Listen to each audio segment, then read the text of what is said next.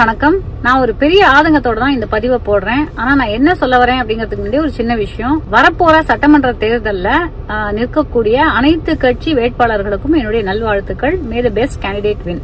என்னுடைய ஆதங்கம் என்ன அப்படின்னா, அரசியலுக்கு வர பல பேர் சொல்லக்கூடிய ஒரு விஷயம், நான் கெரியரோடைய பீக்கை விட்டுட்டு வந்தேன், நான் ஒரு அரசு பதவியை விட்டுட்டு வந்தேன். இன்னைக்கு கூட ஒருத்தர் பேசியிருக்காரு, நான் ஒரு பெரிய அரசு பதவியில இருந்தேன், நான் அதை விட்டுட்டு வந்தேன் அப்படின்னு.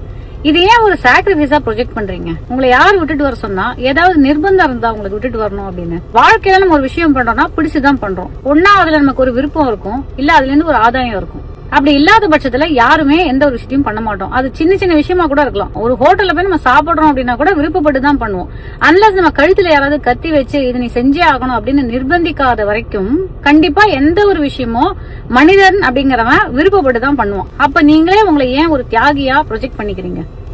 அது ஒண்ணு. ரெண்டாவது, நான் ஒரு பெரிய வலியில இருக்கேன், அந்த வலியெல்லாம் நான் தாங்கிட்டு தான் இந்த வேலையை பண்றேன். எதுக்கு உங்களை யார் அப்படி வந்து கஷ்டப்படுத்தினா? அப்படி நீங்க வலியெல்லாம் தாண்டி பண்ணணும்னு அவசியமே கிடையாது. அப்படி என்ன வலி உங்களுக்கு? அது என்ன மன வலியா, உடல் வலியா, என்ன வலி? ஏன் நம்ம ஒரு விக்டிமா காமிச்சிட்டே இருக்கணும்? எல்லாரும் என்ன வந்து கட்டம் கட்டுறாங்க, எல்லாரும் என்ன வந்து முதுகுல குத்த ட்ரை பண்றாங்க. ஆக்சுவலி எல்லாருக்கும் வேற வேலையே இல்லையா? அப்படி பார்த்தா இந்த உலகத்துல, ஏன் உலகத்தெல்லாம் விடுங்க, இந்த நாட்டுல எவ்வளவு சிங்கிள் மதர்ஸ், சிங்கிள் பேரண்ட்ஸ், அனாதை குழந்தைகள், மாற்றுத்திறனாளிகள், எவ்வளவு பேரு என்னென்ன பெயின் எல்லாம் தாண்டி அவங்க வந்து இன்ஸ்பைரிங் லைஃப வந்து வாழ்ந்துட்டு இருக்காங்க. இதுல நமக்கு பொருளாதார சிக்கல் இல்ல, அடுத்த வேளை சோத்துக்கு பிரச்சனை இல்ல, நம்மள நம்பி இத்தனை பேர் இருக்காங்க, நம்ம வந்து ஒரு விஷயத்துக்கு பண்றோம் அப்படின்னு வரும்போது இத்தனை பேர் நம்மள சப்போர்ட் பண்றாங்க. இதெல்லாம் நம்ம பாசிட்டிவா தான் எடுத்துக்கணும். நீங்க ஒரு விஷயத்த பண்ணணும்னு நினைக்கும் போது உங்களால பண்ண முடியுது. இன்னைக்கு எத்தனை பேரால அந்த மாதிரி பண்ண முடியும்? அப்படி இருக்கும்போது why project yourself as a victim? எனக்கு புரியவே இல்லை நிஜமாவே. யார் வாழ்க்கையில தான் பிரச்சனை இல்ல, யாரோட ஜேர்னி தான் ஸ்மூத்தா இருக்கு. ஒண்ணு இல்ல, ஒரு இளநீர் இருக்கிறவங்க கிட்ட போய் நம்ம கேட்டா கூட, ஒரு பூ கிராமட்ட போய் கேட்டோம்னா, ரோட்ல கடை போட்டிருக்காங்கன்னா எத்தனை இன்னல்கள் வந்து அவங்க ஃபேஸ் பண்ணுவாங்க அப்படிங்கறத உண்மையா அவங்க பேசுவாங்க. எத்தனையோ கிராமங்கள்ல, ஊர்கள்ல ஒடுக்கப்பட்ட சமூகத்தினர் எவ்வளவுலாம் அனுபவிக்கிறாங்க நமக்கு தெரியுமா? அந்த மக்களுக்கு பணிபுரியறதுக்காக, அந்த மக்களுக்கு ஒரு நல்லது பண்றதுக்காக நம்ம அரசியலுக்கு வந்திருக்கோம் அப்படின்னா கண்டிப்பா இந்த வார்த்தை உங்க வாயிலிருந்து வரவே வராது. நான் இதை விட்டுட்டு வந்தேன், அதை விட்டுட்டு வந்தேன். உங்களை யாருமே வந்து நிர்பந்தப்படுத்தல, வரணும்னு யாரும் வந்து அழல. இப்ப நீங்க வந்துட்டீங்க, வந்ததை நாங்கெல்லாம் வரவேற்கிறோம்.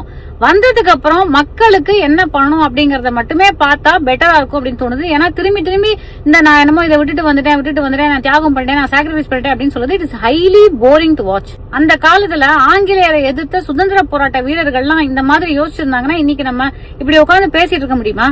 சோ நீங்க அரசியலுக்கு வந்தது உங்களுடைய விருப்பம், மக்களுக்கு சேவை புரியணும் அப்படிங்கறது உங்களுடைய ஆத்ம திருப்திக்காக வரீங்க. அது மட்டும் இல்லாம இதுல ஒரு ஆதாயமும் இருக்கு. இதன் மூலமா உங்களுக்கு பதவி, புகழ் எல்லாமே கிடைக்கிறதுக்கான பாசிபிலிட்டி இருக்கு. இதெல்லாம் ஒரு பேக்கேஜா பார்த்துதான் நீங்க வந்திருக்கீங்களே தவிர, நீங்க வந்து ஒரு பெரிய உங்க வாழ்க்கைய வந்து ரத்தமா பிழிஞ்செல்லாம் நீங்க யாரும் இங்க வரல. தயவு செஞ்சு அந்த நரேட்டிவ மாத்துங்க. ஒருத்தர்னு கிடையாது, ரெண்டு பேர்னு கிடையாது, யாரு சொன்னாலும் இந்த நரேட்டிவ் தப்பு தான். உனக்கும் கீழே உள்ளவன் கோடி, நினைத்து பார்த்து நிம்மதி நாடு அப்படிங்கறது நிம்மதிக்கு மட்டும் கிடையாது. உனக்கும் கீழே ஒவ்வொரு ஆப்பர்ச்சுனிட்டி உனக்கு வாய்க்கும் போது அந்த ஆப்பர்ச்சுனிட்டி கூட இல்லாத எத்தனையோ மக்கள் இந்த உலகத்துல இருக்காங்க, இந்த நாட்டுல இருக்காங்க அப்படிங்கறத பார்த்தோம்னா நம்மளோட சிச்சுவேஷனை பார்த்து நம்ம இவ்வளவு பரிதாபப்பட மாட்டோம், பாவப்பட மாட்டோம். நமக்கே நம்ம வந்து விக்டிமா ஃபீல் பண்ணி நம்ம வந்து எல்லா நேரமும் இந்த மாதிரி தாழ்த்தி பேசிட்டே இருக்க மாட்டோம். So you are not a victim. Please don't victimise your self. எந்த வலி, எந்த பெயின் ஏதாவது இருந்தானா பிசியோதெரபிஸ்ட போங்க, கண்டிப்பா சரி பண்ணி கொடுப்பாங்க.